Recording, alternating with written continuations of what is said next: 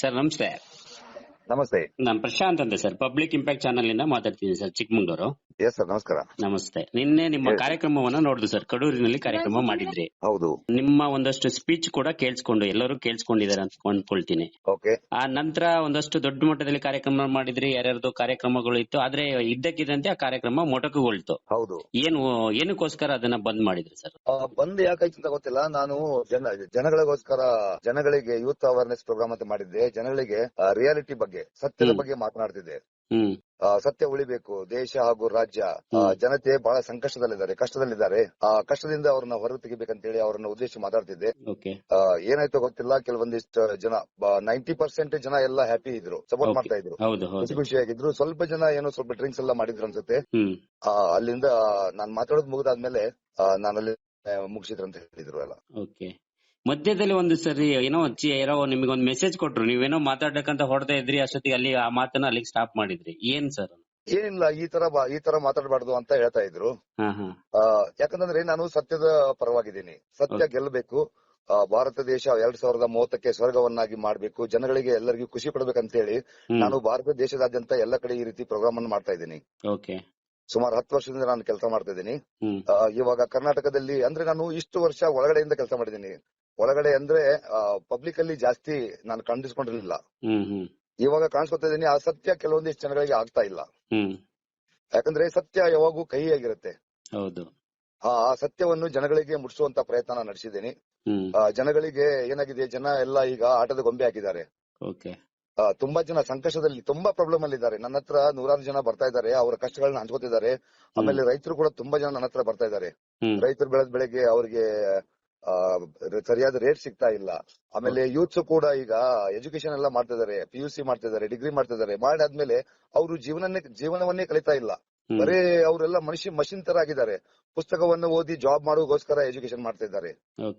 Education ಅಂದ್ರೆ ಜೀವನದ ಪಾಠ, ಜೀವನ ಕಲಿಬೇಕು, ಮುಂದೆ ಜೀವನ ಹೇಗ್ ಮಾಡ್ಬೇಕು, ನಾವೆಲ್ಲರೂ ಭಾರತೀಯರು ಮತ್ತೆ ಕನ್ನಡಿಗರು ಎಲ್ಲರೂ ಕೂಡಿ ಹೇಗೆ ಜೀವನ ಮಾಡ್ಬೇಕು, ಎಲ್ಲರೂ ಒಟ್ಟಾಗಿ ಒಂದಾಗಿ ಸುಂದರವಾದ ಜೀವನವನ್ನ ಮಾಡ್ಬೇಕು ಅಂತ ಕಲಿಸ್ಲಿಕ್ಕೆ ನಾನು ಬಂದಿದ್ದೆ ಕಡೂರಿಗೆ.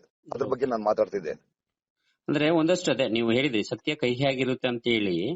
ಆದ್ರೆ ಮಾತಾಡ್ಬೇಕಾದ್ರೆ ಎಲ್ಲ ಒಂದ್ ಕಡೆ ನೀವು ಮಾತಾಡಿದ ಶೈಲಿ ಕೂಡ ಒಂದಷ್ಟು ಇಲ್ಲ, ನಾನು ಕೂಡ ನೋಡ್ದೆ, ಅಬ್ಸರ್ವ್ ಮಾಡಿದೆ. ಇಲ್ಲಿ ಆದ್ರೂ ಕೂಡ ಎಲ್ಲ ಒಂದ್ ಕಡೆ ಈ ಏನೋ ಅಂತಾರಲ್ಲ ಸರ್, ಅಹಂ ಬ್ರಹ್ಮಸ್ಮಿ ಅಂತೇಳಿ, ನನ್ ಮಾತ್ ಕೇಳಿಸ್ಕೊಂಡ್ರೆ ಮಾತ್ರ ನಿಮಗೆ ಒಳ್ಳೇದಾಗುತ್ತೆ, ಇಲ್ಲ ಅಂತ ಹೇಳಿದ್ರೆ ನೀವು ಸರ್ವನಾಶ ಆಗ್ತೀರಿ, ಈ ತರ ದಾಟಿಲೆಲ್ಲ ಮಾತಾಡಿದ್ರಿ. ಇದು ಎಲ್ಲ ಒಂದೊಂದ್ ಕಡೆ ಕೆಲವರಿಗೆ ಇಷ್ಟ ಆಗ್ಲಿಲ್ವಾ ಈ ತರ?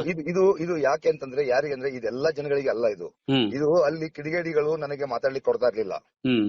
ಬಹಳ ಅವ್ರು ಅವಾಜ್ ಮಾಡ್ತಾ ಇದ್ರು, ದುಮ್ಡಿ ಮಾಡ್ತಾ ಇದ್ರು ಸ್ವಲ್ಪ ಜನ. ಅವರಿಗೆ ಅದು ಮೆಸೇಜ್, ಬಾಕಿ ಎಲ್ಲಾ ಜನಗಳಿಗೆ ಅಲ್ಲ ಅದು.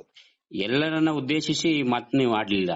ಎಲ್ಲರನ್ನು ಉದ್ದೇಶಿಸಿ ಮಾತನಾಡಿದ ಮಾತಲ್ಲ ಅದು, ಸರ್ವನಾಶದ ಮಾತು. ನಾನು ಎಲ್ಲರೂ ಒಳ್ಳೇದಕ್ಕೋಸ್ಕರ ಕೆಲಸ ಮಾಡ್ತಿದ್ದೀನಿ, ಯಾರಿಗೂ ಕೆಟ್ಟ ಬಯಸಲ್ಲ.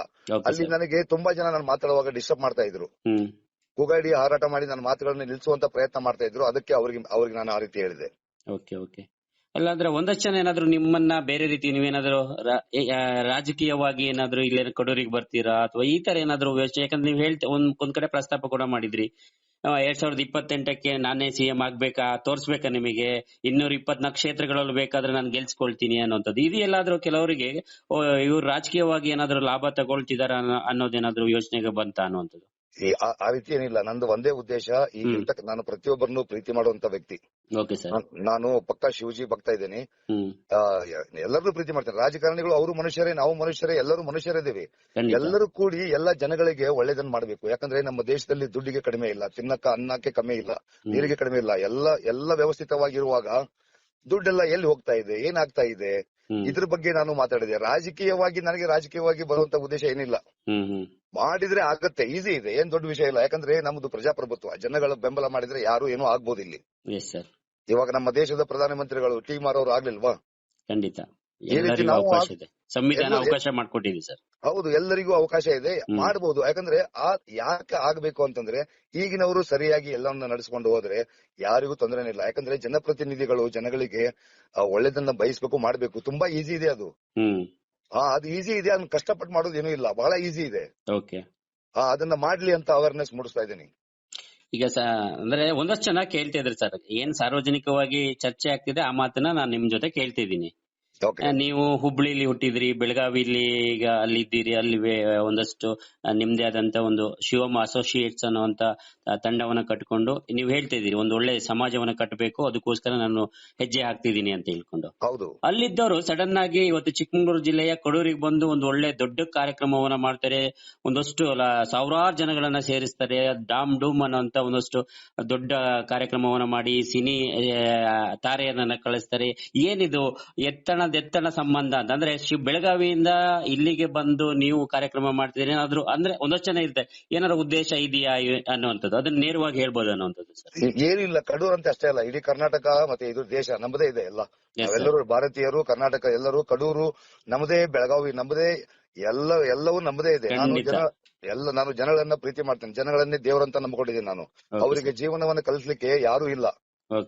ಈಗ ಎಜುಕೇಶನ್ ಸಿಸ್ಟಮ್ ತಪ್ಪಿದೆ, ಅದಕ್ಕೋಸ್ಕರ ನಾನು ಸರಿಯಾದ ದಾರಿಗೆ ಅವ್ರನ್ನ ಕರ್ಕೊಂಡು ಹೋಗ್ಬೇಕಂತ ಹೇಳಿ ಇಲ್ಲಿ ಮಾತಾಡ್ಲಿಕ್ಕೆ ಬಂದಿದ್ದೆ. ಬಟ್ ಅಲ್ಲಿ ನನಗೆ ತುಂಬಾ ಡಿಸ್ಟರ್ಬ್ ಆಗಿದ್ರಿಂದ ಅಲ್ಲಿ ನನಗೆ ಇನ್ನೂ ಕೆಲವೊಂದು ವಿಷಯಗಳನ್ನ ಮಾತಾಡ್ಲಿಕ್ಕೆ ಆಗಿಲ್ಲ ಅಲ್ಲಿ. ಅಂದ್ರೆ ನೀವ್ ಏನ್ ಮೆಸೇಜ್ ಅನ್ನ ಕೊಡ್ಬೇಕು ಅಂತ ಬಂದಿದ್ರಿ, ಅದನ್ನ ಸರಿಯಾಗಿ ಕನ್ವೆ ಮಾಡಕ್ ಆಗಿಲ್ಲ ಅಂತ ಹೇಳ್ತಿದ್ದೀರಾ? ಹೌದು, ಸರಿಯಾಗಿ ಕನ್ವೆ ಮಾಡ್ಲಿಕ್ಕೆ ನನಗೆ ಅವಕಾಶ ಸಿಗಲಿಲ್ಲ ಅಲ್ಲಿ.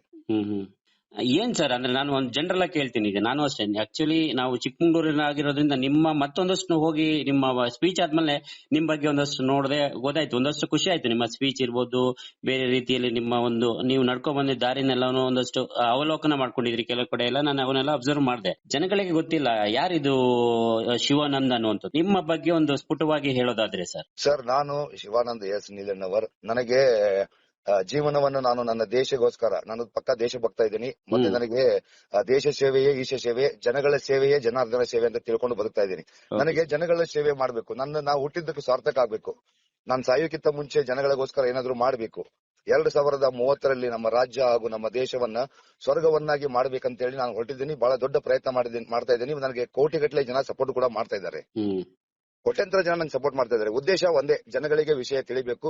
ಜನಗಳು ಮೂರ್ಖತನದಲ್ಲಿ ಬದುಕ್ತಾ ಇದ್ದಾರೆ, ಗುಲಾಮರಾಗಿ ಬದುಕ್ತಾ ಇದ್ದಾರೆ. ಇದನ್ನ ತಪ್ಪಿಸ್ಬೇಕು. ಈ ಗುಲಾಮಗಿರಿ ಪದ್ಧತಿ ಏನಿದೆಯಲ್ಲ, ನಾವು ಮುಂಚೆ ನಮ್ಮನ್ನೆಲ್ಲ ಬ್ರಿಟಿಷರು ಆಳ್ತಾ ಇದ್ರು. ಇವಾಗ ನಮಗೆ ಎಲ್ಲ ಸ್ವತಂತ್ರ ಸಿಕ್ಕಾದ್ಮೇಲೂ ಕೂಡ ಇವಾಗ ಸ್ವತಂತ್ರ ಇಲ್ಲ. ಜನಗಳು ಎಲ್ಲರೂ ರೋಡಿಗೆ ಗುಲಾಮರನ್ನ ಜನರನ್ನ ಗುಲಾಮರು ಮಾಡಿರೋದು ಯಾರು ಅಲ್ಲ, ಅದು ನೋಡಿ, ಅದು ರಾಜಕೀಯವಾಗಿರ್ಬೋದು, ಅದು ಮೇಲೆ ಮತ್ತೆ ಯಾರೋ ಇರ್ಬೋದು. ಯಾಕಂದ್ರೆ ಜನಗಳ ಒಳಗೆ ತುಂಬಾ ಭಯ ಇದೆ. ಯಾರು ಓಪನ್ ಆಗಿ ನಂತರ ಮಾತಾಡ್ಲಿಕ್ಕೆ ಸಾಧ್ಯನೇ ಇಲ್ಲ, ಯಾಕಂದ್ರೆ ಭಯ ಇದೆ.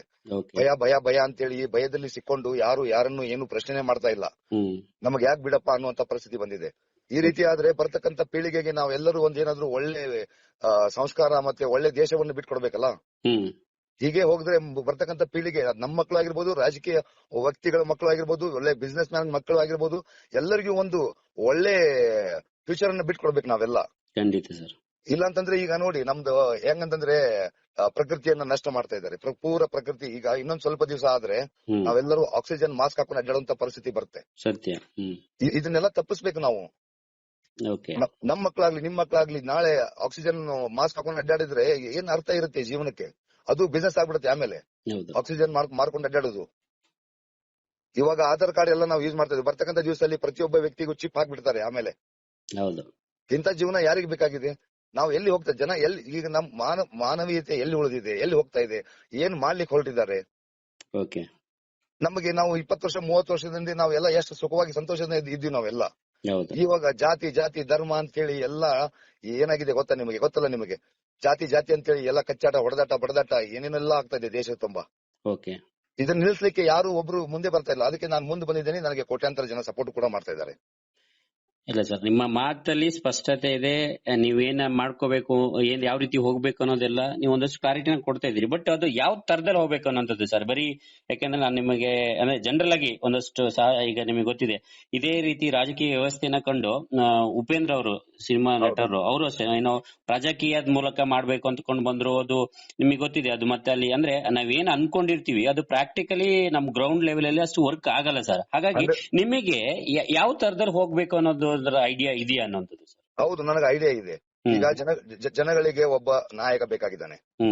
ಒಬ್ಬ ಒಳ್ಳೆ ವ್ಯಕ್ತಿ ಅವ್ರ ಕೈ ಹಿಡಿಲಿಕ್ಕೆ, ಅವ್ರ ಕಷ್ಟಗಳನ್ನ ಕೇಳಲಿಕ್ಕೆ ಒಬ್ಬ ವ್ಯಕ್ತಿ ಬೇಕಾಗಿದ್ದಾರೆ. ನಾನು ಒಬ್ಬನೇ ಇಲ್ಲ, ನನ್ನ ಜೊತೆ ಲಕ್ಷಾಂತರ ಜನ ಇದ್ದಾರೆ. ನಾವು ಎಲ್ಲರೂ ದೇಶ ತುಂಬಾ ಎಲ್ಲರಿಗೂ ಸಹಾಯವನ್ನ ಮಾಡ್ತಾ ಹೋಗ್ತಾ ಇದ್ದೀವಿ. ಕಷ್ಟದಲ್ಲಿ ಇರೋರನ್ನು ಕಷ್ಟದಿಂದ ಹೊರಗಡೆ ತೆಗಿತಾ ಇದ್ದೀವಿ. ತುಂಬಾ ಜನ ಮೊನ್ನೆ ನಾನು ಸಾಕಷ್ಟು ದಿನಕ್ಕೆ ಹಾಸ್ಪಿಟಲ್ ಅಲ್ಲಿ ಬಿಲ್ ಕಟ್ಟಿ ಅವ್ರನ್ನ ಡಿಸ್ಚಾರ್ಜ್ ಮಾಡ್ಕೊಂಡ್ ಬರ್ಲಿಕ್ಕೆ ಒದ್ದಿರ್ತಿದ್ದಾರೆ. ಅವರು ಮಂದಿ ಕಡೆ 5,000 10,000 ಅಂತ ಜಮಾ ಮಾಡಿ ಹೊರಗಡೆ ದಿವಸ ಹಾಸ್ಪಿಟಲ್ ಉಳಿತಾ ಇದ್ದಾರೆ. ಅಂತವ್ರಿಗೆಲ್ಲ ಸಪೋರ್ಟ್ ಮಾಡಿ ಒಂದೇ ದಿವಸ ಹೊರಗೆ ತೆಗಿತಾ ಇದ್ದೀವಿ. ಆಮೇಲೆ ಎಷ್ಟೋ ಜನ ಮನೆ ಲಾಕ್ ಮಾಡ್ತಾ ಇದ್ದಾರೆ ಬ್ಯಾಂಕ್ನವರು, ದುಡ್ಡು ತುಂಬಲಿಕ್ಕೆ ಆಗ್ತಾ ಇಲ್ಲ ಅಂತ ಹೇಳಿ ಒದ್ದಾಡ್ತಾ ಇದ್ದಾರೆ. ಆಮೇಲೆ ಅವ್ರನ್ನ ಯಾರು ಕೇಳೋರು? ಅವ್ರು ಯಾರು ಕೇಳೋರೇ ಇಲ್ಲ. ಫ್ರೆಂಡ್ಸ್ ರಿಲೇಷನ್ ಯಾರು ಒಬ್ರಿಗೊಬ್ರು ಸಹಾಯನೇ ಮಾಡ್ತಾ ಇಲ್ಲ ಇವಾಗ. ಯಾರು ಇಲ್ಲ. ನಮ್ಮ ಮನೆಯಲ್ಲಿ ನಮಗೆ ಸಪೋರ್ಟ್ ಮಾಡ್ತಾ ಇಲ್ಲ. ಅಂತ ಒಂದು ದಿವಸ, ಅಂತ ಒಂದು ದೇಶ, ಇಷ್ಟು ದೊಡ್ಡ ನಮ್ದು ದೇಶ. ಇಲ್ಲಿ ಪ್ರಜಾಪ್ರಭುತ್ವ, ಇಲ್ಲಿ ಪ್ರಜೆಗಳೇ ರಾಜಗಳಂತ ಹೇಳ್ತೇವೆ ನಾವು. ಇಲ್ಲಿ ಪ್ರಜೆಗಳೇ ರಾಜಗಳಿಲ್ಲ, ಇಲ್ಲಿ ಪ್ರಜೆಗಳು ಬಿಕಾರಿಯಾಗಿದ್ದಾರೆ. ಸತ್ಯ. ಮತ್ತೆ ಈ ಬಿಕಾರಿ ಆದ್ರೆ ಮತ್ತೆ ಏನು ಪ್ರಜೆಗಳಿಗೆ ಏನ್ ಕಿಮ್ಮತ್ತಿದೆ? ಸತ್ಯ ಸರ್. ಪ್ರಜೆಗಳನ್ನ ರಾಜರನ್ನಾಗಿ ಮಾಡ್ಬೇಕಲ್ಲ. ವೋಟ್ ಹಾಕೋರು ಪ್ರಜೆಗಳಲ್ವಾ? ಮತ್ತೆ ಅವ್ರಿಗೆಲ್ಲ ವ್ಯವಸ್ಥೆಯನ್ನ ಮಾಡಿಕೊಡ್ಬೇಕು. ನಮ್ ದೇಶದಲ್ಲಿ ದುಡ್ಡಿಗೆ ಕಡಿಮೆ ಇಲ್ಲ. ಈಗ ಜನರನ್ನ ಸಂಘಟಿಸುವಂತ ಕೆಲಸವನ್ನ ನೀವು ಮಾಡ್ತಾ ಇದ್ದೀರಿ. ಹೌದು, ಒಂದು ಸಂಘಟನೆ ಮಾಡ್ಬೇಕು. ಅದು ಸಂಘಟನೆಯಿಂದ ದೇಶ ಒಳ್ಳೇದಾಗಬೇಕು, ಎಲ್ಲರೂ ಒಳ್ಳೆಯವರಾಗಬೇಕು. ರಾಜಕೀಯ ವ್ಯಕ್ತಿಗಳು ಒಳ್ಳೆಯವರೇ ಇದ್ದಾರೆ, ಆದ್ರೆ ಅವ್ರ ಪರಿಸ್ಥಿತಿ, ಅವ್ರು ಎಲ್ಲಿ ಯಾವ ವಿಷಯಕ್ಕೆ ಮಜಬೂರಾಗಿದ್ದಾರೆ ಅಂತ ಗೊತ್ತಿಲ್ಲ, ನಂಗೆ ತಿಳಿತಾ ಇಲ್ಲ. ಅವರು ಒಳ್ಳೆಯವರೇ, ಅವರು ಮನುಷ್ಯ, ಅವರಲ್ಲಿ ಒಬ್ಬ ದೇವರಿದ್ದಾನೆ. ಆದ್ರೆ ಆ ದೇವರನ್ನ ಎಬ್ಬಿಸೋರು ಯಾರು ಇಲ್ಲ. ಅವ್ರಿಗೂ ತಿಳಿತಾ ಇಲ್ಲ ಎಲ್ಲಿ ಹೋಗ್ಬೇಕು, ಏನ್ ಮಾಡ್ಬೇಕು ಅಂತ ಹೇಳಿ, ಯಾವ ರೀತಿ ಕೆಲಸಗಳನ್ನು ಮಾಡ್ಬೇಕಂತ ಹೇಳಿ. ತುಂಬಾ ಈಸಿ ಇದೆ ಜನಗಳಿಗೆ ಸಹಾಯ ಮಾಡ್ಲಿಕ್ಕೆ. ಮುಂದಾದ್ರೆ ಎಲ್ಲ ಈಸಿ ಇದೆ. ಜನಗಳಿಗೆ ಯಾರು ಮಾಡ್ಬೇಕು? ಈಗ ಯಾರು ಮಾಡ್ಬೇಕು ಹೇಳಿ? ನೀವು ಮಾಡ್ಲಿಕ್ಕೆ ಆಗತ್ತಾ? ನಾರ್ಮಲ್ ವ್ಯಕ್ತಿಗಳು ಯಾರಾದ್ರೂ ಯಾರಿಗೆ ಏನಾದ್ರು ಮಾಡ್ಲಿಕ್ಕೆ ಆಗತ್ತಾ? ಸಾಧ್ಯ ಇಲ್ಲ. ಮತ್ತೆ ಅದನ್ನ ರಾಜಕೀಯ ವ್ಯಕ್ತಿಗಳು ಮಾಡ್ಬೇಕು. ಅವ್ರನ್ನ ಓಟ್ ಹಾಕಿ ಆರಿಸಿ ತಂದವರು ಜನಗಳಲ್ವಾ? ಹೌದು. ಮತ್ತೆ ಈಗ ಇಷ್ಟು ದೊಡ್ಡ ರಾಜ್ಯ, ಇಷ್ಟು ದೊಡ್ಡ ದೇಶ, ಇಲ್ಲಿ ಲಕ್ಷಾಂತರ ಕೋಟ್ಯಾಂತರ ರೂಪಾಯಿ ಎಲ್ಲ ಕಲೆಕ್ಷನ್ ಆಗುತ್ತೆ. ಆ ದುಡ್ಡನ್ನ ಆ ಜನಗಳ ಮೇಲೆ ಖರ್ಚು, ಯಾರು ಕಷ್ಟದಲ್ಲಿದ್ದಾರೆ ಅವ್ರಿಗೆ ಯಾವ ರೀತಿ ಭವಿಷ್ಯ ಮಾಡ್ಕೊಳ್ಬೇಕು, ಆಮೇಲೆ ಎಜುಕೇಶನ್ ಸಿಸ್ಟಮ್ ಅಲ್ಲಿ ಏನು ಬದಲಾವಣೆ ತರಬಹುದು, ಅವರಿಗೆ ಎಲ್ಲ ಜನಗಳಿಗೆ, ಯೂತ್ಸ್ ಗೆ ಜೀವನದಲ್ಲಿ ಮುಂದೆ ಏನಾಗ್ಬೇಕು ಅನ್ನೋದು ಕಲಿಸಬೇಕು. ನಾವು ಇನ್ನು ಹಿಂದೆ 1947 ಅಲ್ಲಿ ಏನಾಗಿದೆ ಅದನ್ನೇ ಹೇಳ್ಕೊಂತ ಹೋಗ್ತಾ ಇದ್ದೇವೆ ನಾವು ಇನ್ನೂವರೆಗೂ. ಮುಂದೆ ಭವಿಷ್ಯ ಅವರಿಗೆ ನಾವು ಯಾವ ರೀತಿ ಬೆಳಿಬೇಕು, ಅವ್ರನ್ನ ಈಗ ಒಬ್ಬ ವೀರನಾಗಿ ಧೀರನಾಗಿ ಅವರು ಬೆಳಿಬೇಕು. ಈಗಿನ ಮಕ್ಕಳು ನೋಡಿ ಎಲ್ಲ ಮೊಬೈಲ್ ಬಿಸಿ ಆಗಿದ್ದಾರೆ. ಒಂಥರ ನನಗೆ ಹೆಂಗ್ ಅನ್ಸುತ್ತೆ, ನನ್ನ ದೇಶ, ನನ್ನ ಯೂತ್ಸ್ ಈ ರೀತಿ ಹೆಂಗಂದ್ರೆ ತುಂಬಾ ವೀಕ್ ಆಗಿದ್ದಾರೆ. ಅವರಲ್ಲಿ ಶಕ್ತಿನೇ ಇಲ್ಲ, ಸುಸೈಡ್ ಮಾಡ್ಕೋತಾ ಇದ್ದಾರೆ. ಈ ರೀತಿ ಆದ್ರೆ ಮತ್ತೆ ಬರ್ತಕ್ಕಂಥ ದಿವಸಗಳು ಹೇಗೆ? ದುಡ್ಡು ಇದೆ, ತುಂಬಾ ದುಡ್ಡಿದೆ, ಅದು ಅನ್ನೆಸೆಸರಿ ಎಲ್ಲೆಲ್ಲೂ ಹೋಗ್ತಾ ಇದೆ, ವೇಸ್ಟ್ ಆಗ್ತಾ ಇದೆ. ವೇಸ್ಟ್ ಆಗ್ಬಾರ್ದು, ಅದನ್ನ ನಿಲ್ಲಿಸಬೇಕು, ಬ್ರೇಕ್ ಮಾಡ್ಬೇಕು.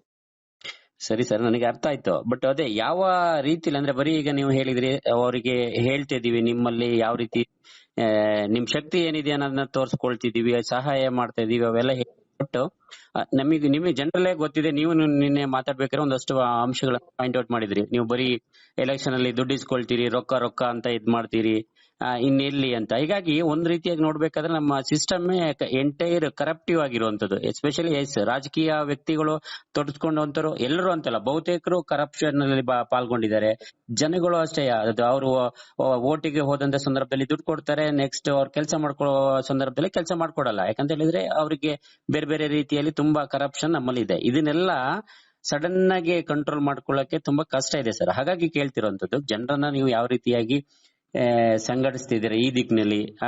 ಅಫ್ಕೋರ್ಸ್ ಒಂದು ರಾಜಕೀಯ ಶಕ್ತಿ ಅನ್ನುವಂಥದ್ದು ಜನರಲ್ ಆಗಿ ಎಂತದಕ್ಕೆ ಬೇಕೇ ಬೇಕು, ಅಥವಾ ನೀವಾದ್ರೂ ಮುಂದೆ ಬರಬೇಕು, ಅಥವಾ ಮುಂದೆ ಆದ್ರೂ ಆ ತರದ ರಾಜಕೀಯ ಶಕ್ತಿ ಆ ತರದ ವಿಚಾರಗಳು ಜನರಲ್ಲಿ ಇಲ್ಲ. ಇಂತ ಒಂದು ಯಾರು ಕರಪ್ಟಿವ್ ಆಗಿದ್ದಾರೆ, ಯಾರು ಸರಿ ಇಲ್ಲ, ಅವ್ರನ್ನ ಚೇಂಜ್ ಮಾಡ್ಬೇಕು, ಕಿತ್ತೋಗಬೇಕು ಅನ್ನೋ ಮನಸ್ಥಿತಿನ ಜನರಲ್ಲಿ ತರಬೇಕು. ಆ ನಿಟ್ಟಿನಲ್ಲಿ ಏನ್ ಮಾಡ್ತಿದ್ದೀರಿ ಅಂತ? ಸರ್, ಈಗ ಇದು ಓನ್ಲಿ ರಾಜಕೀಯ ವ್ಯಕ್ತಿಗಳದಷ್ಟೇ ಪ್ರಾಬ್ಲಮ್ ಅಲ್ಲ. ಇದು ಹೇಗಿದೆ, ಪ್ರತಿಯೊಬ್ಬ ಗವರ್ಮೆಂಟ್ ಎಂಪ್ಲಾಯ್ ಆಗಿರ್ಬಹುದು, ಏನಾಗ್ತಾ ಇದೆ, ದುಡ್ಡು ಅಂತ ಹೇಳಿ ಎಲ್ಲರೂ ನೋಡಿ, ನೀವು ಯಾವುದೇ ಒಂದು ಕೆಲಸ ಮಾಡ್ಬೇಕಂತಂದ್ರೆ ಗವರ್ಮೆಂಟ್ ಆಫೀಸಲ್ಲಿ ಕೆಲಸ ಇದ್ರೆ ದುಡ್ಡು ಕೊಟ್ರೆ ಕೆಲಸ ಆಗುತ್ತೆ, ಇಲ್ಲಾಂದ್ರೆ ಕೆಲಸನೇ ಆಗಲ್ಲ. ಇದು ಪ್ರತಿಯೊಬ್ಬ ವ್ಯಕ್ತಿದು ಜವಾಬ್ದಾರಿ ಇದೆ. ಪ್ರತಿಯೊಬ್ಬ ವ್ಯಕ್ತಿಗಳ ದೇಶ ಇದು. ಈ ದೇಶವನ್ನ ನಾವು ಉಳಿಸ್ಕೋಬೇಕಂತಂದ್ರೆ ಪ್ರತಿಯೊಬ್ಬ ವ್ಯಕ್ತಿಗಳು ಸುಧಾರಿಸ್ಕೋಬೇಕು ನಾವು. ಇಲ್ಲಿ ರಾಜಕೀಯ ವ್ಯಕ್ತಿಗಳು ಅಷ್ಟೇ ಅಂತಲ್ಲ, ರಾಜಕೀಯ ವ್ಯಕ್ತಿಗಳು ಅವರು ಒಳ್ಳೆಯವರಿದ್ದಾರೆ, ಕೆಟ್ಟವ್ರು ಎಲ್ಲರೂ ಕೆಟ್ಟವ್ರಿಲ್ಲ. ನಮ್ದು ಸಿಸ್ಟಮ್ ಕೆಟ್ಟಿದೆ. ಆ ಸಿಸ್ಟಮ್ ಅನ್ನ ಬದಲಿ ಮಾಡ್ಬೇಕು. ಆ ಸಿಸ್ಟಮ್ ಈಸಿಯಾಗಿ ಬದಲಿ ಆಗಲ್ಲ, ಚೇಂಜ್ ಆಗಲ್ಲ. ಅದಕ್ಕೆ ಸಮಯ ಬೇಕು. ಆ ಸಮಯ ಬರ್ತಕ್ಕಂಥ ದಿವಸದಲ್ಲಿ ಆಗತ್ತೆ. ಈಗ ನೀವು ನೋಡಿದ್ರಲ್ಲ, ಯಾವ್ದು ನಮ್ಮ ನೇಪಾಳ ನೋಡಿದ್ರಲ್ಲ, ಆ ರೀತಿ ಎಲ್ಲ ಇಲ್ಲಿ ಆಗಬಾರ್ದು ಅಂತ ನಮ್ಮ ಉದ್ದೇಶ. ಅಲ್ಲಿ ಆ ರೀತಿ ಬರ್ತಕ್ಕಂಥ ದಿವಸದಲ್ಲಿ ಆಗೋ ಚಾನ್ಸಸ್ ಬಹಳ ಇದೆ. ನಿಮ್ಮ ಉದ್ದೇಶ ಹೌದು, ಆ ರೀತಿ ಎಲ್ಲ ಆಗ್ಬಾರ್ದು. ಇದ್ದವರೇ ಸುಧಾರಿಸಿಕೊಂಡು ದೇಶವನ್ನ, ರಾಜ್ಯವನ್ನ ಸರಿಯಾಗಿ ನಡೆಸ್ಕೊಂಡು ಹೋದ್ರೆ ತುಂಬಾ ಈಸಿ ಇದೆ. ಅಂದ್ರೆ ಇದು ರಾಜಕಾರಣಿಗಳಷ್ಟೇ ಅಲ್ಲ, ಪ್ರತಿಯೊಬ್ಬ ವ್ಯಕ್ತಿ, ಪ್ರತಿಯೊಬ್ಬ ಆಫೀಸರ್ಸ್ ಆಗ್ಲಿ, ಎಲ್ಲಾ ಡಿಪಾರ್ಟ್ಮೆಂಟ್ ಅಲ್ಲಿ ಪ್ರತಿಯೊಬ್ಬರು ಎಲ್ಲರೂ ದುಡ್ಡು ಅನ್ನೋದು ಬಡಬೇಕು, ಜನಗಳಿಗೆ ಸಹಾಯ ಮಾಡಬೇಕು. ಯಾರು ಕಷ್ಟದಲ್ಲಿದ್ದಾರೆ, ಯಾರು ಕಷ್ಟ ಯಾರು ಕೇಳ್ತಾನೆ ಇಲ್ಲ, ಪ್ರತಿಯೊಬ್ರು ಕಷ್ಟದಲ್ಲಿದ್ದಾರೆ. ಆಮೇಲೆ ಯೂತ್ಸ್ ನೋಡಿ, ಯೂತ್ಸ್ ಏನ್ ಮಾಡ್ತಿದ್ದಾರೆ, ಮೊಬೈಲ್ ಅಲ್ಲಿ ಬಿಸಿ ಆಗಿದ್ದಾರೆ, ಕಿಸದಲ್ಲಿ 10 ರೂಪಾಯಿ ಇಲ್ಲ. ಹೌದು, ತಂದೆ ತಾಯಿಗಳು ಎಲ್ಲ ಸಾಲ ಮಾಡಿ ಅವ್ರಿಗೆ ಎಜುಕೇಶನ್ ಮಾಡಿಸ್ತಾ ಇದ್ದಾರೆ. ಆ ಎಜುಕೇಶನ್ ಗೆ ಖರ್ಚಾಗಿದ್ದ ದುಡ್ಡನ್ನ ವಾಪಸ್ ಅವ್ರು ಗಳಿಸ್ಲಿಕ್ಕೆ ಯೂತ್ಸ್ ಗಳನ್ನೇ ಸಾಧ್ಯ ಆಗ್ತಾ ಇಲ್ಲ ಇವಾಗ. ಅವು ಸಾಲವನ್ನು ಮುಡ್ಸ್ಲಿಕ್ಕೆ ಆಗ್ತಾ ಇಲ್ಲ. ಸಾಲ ನಮ್ಮ ದೇಶ, ನಮ್ಮ ಜನ ಅವರೆಲ್ಲ ಸುಖವಾಗಿ ಬಾಳ್ಬೇಕಲ್ವಾ. ಹೌದು, ಮತ್ತೆ ಸುಖ ಶಾಂತಿ ಸಮೃದ್ಧಿಯಿಂದ ನಾವೆಲ್ಲರೂ ಬದುಕಬೇಕು. ಅದನ್ನ ಮಾಡ್ಕೊಡ್ಲಿಕ್ಕೆ ಯಾರಾದ್ರೂ ಮುಂದ್ ಬರ್ಲೇಬೇಕಲ್ಲ. ಈಗ ನಾನ್ ಮುಂದ್ ಬಂದಿದ್ದೇನೆ, ನನ್ ಜೊತೆ ಪೂರ ನಮ್ಮ ಭಾರತ ದೇಶದ ಸೈನಿಕರು ಲಕ್ಷಾಂತರ ಜನ ನಿಂತಿದ್ದಾರೆ. ಅವ್ರದ್ದು ಒಂದೇ ಆಸೆ, ಅವ್ರದ್ದು 2030ಕ್ಕೆ ಈ ನಮ್ಮ ಭಾರತ ದೇಶವನ್ನ ಸ್ವರ್ಗವನ್ನಾಗಿ ಮಾಡ್ಬೇಕಂತ ಅವ್ರದ್ದು ಆಸೆ. ಅಂದ್ರೆ ಈ ರೀತಿ ಯೂತ್ ನ ಅವೇರ್ನೆಸ್ ಮಾಡುವಂತ ನಿಮ್ಮ ಕಾರ್ಯಕ್ರಮಗಳು ನಿರಂತರವಾಗಿ ಮುಂದುವರಿಯುತ್ತೆ. 100% ಇದು ರಾಜ್ಯಾದ್ಯಂತ ಅಲ್ಲ, ದೇಶಾದ್ಯಂತ ನಮ್ದು ನಿರಂತರ ಇದು ಕಂಟಿನ್ಯೂ ಇರುತ್ತೆ, ನಿರಂತರವಾಗಿರುತ್ತೆ. ಎಸ್ ಸರ್, ಒಳ್ಳೇದಾಗ್ಲಿ ಸರ್. ಅದಕ್ಕೆ ಒಂದಷ್ಟು ಕ್ಲಾರಿಟಿ ಬೇಕಿತ್ತು. ನಿನ್ನೆ ಈ ಕಾರ್ಯಕ್ರಮ ಕೂಡ ಮಧ್ಯದಲ್ಲಿ ನಿಲ್ತು, ಹಾಗಾಗಿ ತುಂಬಾ ಜನ ಏನ್ ಕಾರ್ಯಕ್ರಮ, ಎಂತದು, ಇಲ್ಲಿಗೆ ಏನಕ್ಕೆ ಬಂದ್ರು, ಈ ರೀತಿ ಎಲ್ಲ ಒಂದಷ್ಟು ಕನ್ಫ್ಯೂಷನ್ಸ್ ಇತ್ತು. ಅದಕ್ಕೋಸ್ಕರ ಆ ವಿಚಾರಗಳನ್ನ ಒಂದಷ್ಟು ಕ್ಲಾರಿಟಿ ಕೊಡಬೇಕು, ಕ್ಲಾರಿಫೈ ಮಾಡ್ಬೇಕು ಅನ್ನೋಂತ ವಿಚಾರದಲ್ಲಿ ನಿಮಗೆ ಕಾಲ್ ಮಾಡಿದೆ sir. Yes sir, thank you. ನಿಮ್ಗೆ ಏನೇ ಇನ್ಫಾರ್ಮೇಶನ್ ಬೇಕಾಗಿದ್ರು ಕೇಳಿ. ನಾನು ದೇಶ ಮತ್ತು ದೇಶದ ಜನಗಳಿಗೋಸ್ಕರ ಬದುಕ್ತಾ ಇದ್ದೀನಿ. ನಾನು ಒಳ್ಳೇದು ಮಾಡ್ಲಿಕ್ಕೆ ನನ್ನಲ್ಲಿ ನಾನು ಪಕ್ಕಾ ಶಿವಜಿ ಭಕ್ತ ಇದ್ದೀನಿ. ನನಗೆ ಶಿವನ ಸಂದೇಶ ನನಗೆ ಕೊಟ್ಟಿದ್ದಾನೆ ದೇವರು. ಇದು ನನ್ನ ಕೆಲಸವನ್ನು ನಾನು ಪ್ರಾಮಾಣಿಕವಾಗಿ ಮಾಡ್ತಾ ಹೋಗ್ತೀನಿ. ಇನ್ನು ಬರ್ತಕ್ಕಂಥ ದಿವಸದಲ್ಲಿ ಇನ್ನೂ ಹೆಚ್ಚೆಚ್ಚಾಗಿ ಮಾಡ್ತೇನೆ ನಾನು ಇಂಥ ಪ್ರೋಗ್ರಾಮ್ಗಳನ್ನ. ನಿಮ್ಮನ್ನ ಯಾರು ಹಿಮ್ಮೆಟ್ಸಕ್ಕೆ ಅಥವಾ ನಿಮ್ಮ ವಾಯ್ಸ್ ಅನ್ನ ಕುಗ್ಸಕ್ಕೆ ಯಾರಿಗೂ ಆಗಲ್ಲ ಅನ್ನುವಂಥದ್ದು. ಇಂಪಾಸಿಬಲ್, ಯಾರ ಕಡೆನೂ ಆಗಲ್ಲ. Okay sir, all the best sir. Okay, thank you so much sir. Yes sir, thank you. ಇದು ಪಬ್ಲಿಕ್ ಇಂಪ್ಯಾಕ್ಟ್, ಜನಶಕ್ತಿಯೇ ನಿರ್ಣಾಯಕ.